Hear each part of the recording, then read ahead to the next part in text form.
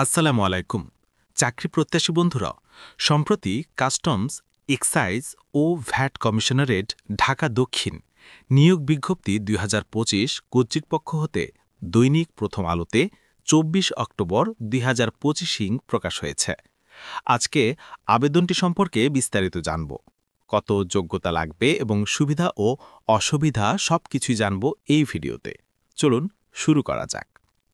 শর্ত সাপেক্ষে ১৩টি জব ক্যাটাগরিতে ৯৯ জন নারী ও পুরুষ শিক্ষাগত যোগ্যতা সম্পন্ন ও অভিজ্ঞতা সম্পন্ন নিয়োগের জন্য বাংলাদেশের নির্দিষ্ট জেলার নাগরিককে চাকরিতে আবেদন করার জন্য কাস্টমস, এক্সাইজ ও ভ্যাট কমিশনারেট ঢাকা দক্ষিণ আহ্বান করেছে।